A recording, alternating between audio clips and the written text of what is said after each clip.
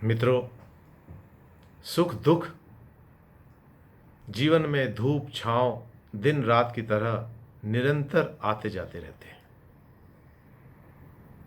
जीवन में कोई पल ऐसा नहीं होता जिसमें केवल ही आप सुख की अनुभूति करते हो। सुख में दुख और दुख के अंदर सुख के पल आते जाते रहते हैं। ऐसे जीवन की हम कल्पना ही नहीं कर सकते जिसमें केवल सुख ही सुख हो, क्योंकि दुख जीवन को बढ़ाने में मदद करता है। दुख चुनौती के रूप में आता है जो आपको आगे के जीवन के लिए सबल बनाता है। एक कहानी के माध्यम से हम समझने की कोशिश करेंगे कि कैसे सुख और दुख प्रतिपल हमारे जीवन में साथ साथ चलते रहते हैं। हुआ यूं कि एक बार एक राहगीर घनी अंधेरी रात में घने जंगल से गुजर रहा था। अचानक उसका पैर फिसला और वो एक खाई नुमा चीज में गिरने लगा। अंधेरा घना था, उसे पता नहीं था कि वो किस चीज में गिर रहा है।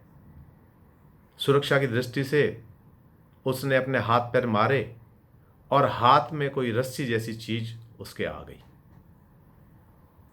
और उसने उसको जोर से जकड़ लिया। थोड़ी देर बाद रोशनी हुई। पूरी रात वो उसी पे लटका रहा। रोशनी हुई तो उसने देखा कि यह तो एक सूखा कुआं था और वो महज 4 फुट ऊपर बरगद के पेड़ की एक लता से लटका हुआ था। उसे बड़ा अफसोस हुआ कि 2-3 घंटे तू खाम में लटका रहा, कूद जाता तो सही रहता, और बड़ी निराशा के भाव से वो ग्रस्त हो गया।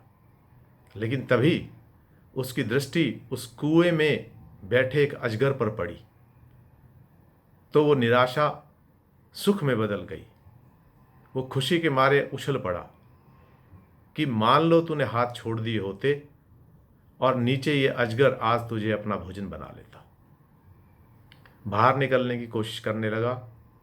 जैसे ही कुएं की मुंडेर पे पहुंचने वाला था, देखा एक शेर वहां बैठा हुआ था। उत्साह सारा दोबारा निराशा में बदल गया और पुनः वहीं लटका रहा। इंतजार करता रहा कब शेर वहां से जाए।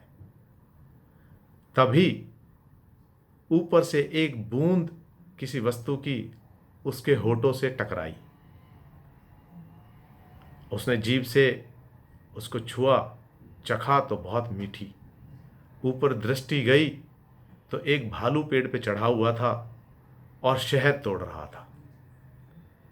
नीचे अजगर, ऊपर शेर, सारी चीजें भुलाकर आदमी उस टपकती बूंद पे अपना ध्यान केंद्रित करते हुए शहद की बूंदों का आनंद लेना शुरू कर दिया। दुख के पल में भी सुख की अनुभूति महसूस कर रहा था। भावार्थ ये कि हमारे जीवन के अंदर सुख के पलों में भी दुख आ जाता है और दुख के पलों में भी हम सुख को खोज लेते हैं। सुख और दुख ये जीवन के हिस्सा हैं और इन बातों को जितनी जल्दी हम समझेंगे और इस चीज़ को अपने जीवन में सार्थक करने का प्रयास करेंगे, उतने ही हम खुश होंगे, खुशहाल होंगे। धन्यवाद।